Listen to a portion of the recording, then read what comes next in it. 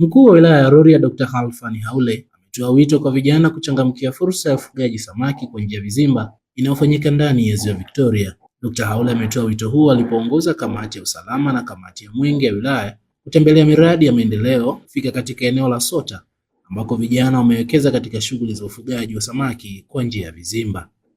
Kama ambavyo mnaona nyuma yangu hapa pana vizimba viko vingi, na eneo hili utafiti umefanywa na limethibitishwa kabisa kwamba linafaa kwa ajili ya ufugaji wa samaki kwa njia ya vizimba.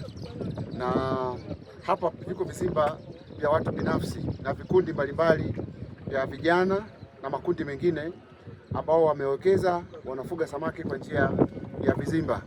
Na siku ya leo kamati yetu ya usalama ya wilaya pamoja na baadhi ya wajumbe wa kamati ya mwenge tumeona tuje tutembelee. Kuna kikundi kipya cha Greenlight ambacho kimepewa mkopo wa karibu milioni 20 kwa ajili ya ufugaji wa samaki, na wana keji moja, na hizi milioni 20 wataongeza keji ya pili. Ni kikundi ambacho ni cha mfano kwenye eneo letu, na nichukue nafasi hii kutoa wito kwa vijana wa wilaya yetu ya Rorya na hususani wa vijana wa hapa Sota na maeneo jirani kutumia kikamilifu fursa hii. Na halmashauri yetu inaendelea kutoa mikopo na tumewasisitizia waweke kipaumbele kwenye ufugaji wa samaki kwa njia ya vizimba. Kwa hiyo fursa hii ipo, waje waitumie kikamilifu hapa kwa ajili ya ufugaji wa samaki. Akizungumza katika ziara hiyo, katibu wa kikundi cha vijana cha Greenlight ndugu Donald Nyeuke, licha ya kushukuru ujio wa kamati hizi katika shughuli yao, ameeleza namna wanavyofanya kazi na kunufaika.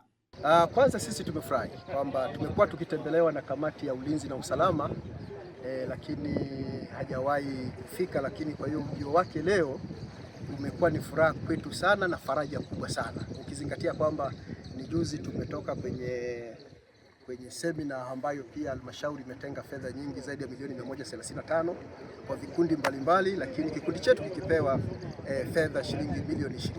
Kikundi cha Greenlight kilianza mwaka 2024 kikiwa na idadi ya wanachama ama wanakikundi 7 ambao bado wako hai mpaka sasa, lakini pia kikundi hiki kimeanza na shughuli mbalimbali zikiwepo zile za matofali, lakini pia zikaongezeka zikaenda kwenye ufugaji wa ng'ombe, na sasa tumeingia kwenye shughuli hii iliyotuleta hapa, shughuli ya vizimba, yani ufugaji wa samaki kwa njia ya vizimba.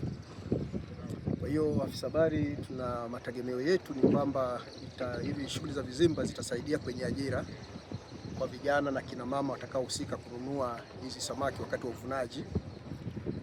Kwa hiyo shughuli hii ina manufaa kwetu sisi wenyewe kama wanakikundi, lakini pia ni yenye manufaa kwa jamii inayotuzunguka, lakini pia ina manufaa kwa namna ya tatu, kwa maana ya kwamba inaleta manufaa kwa njia ya ajira ya vijana.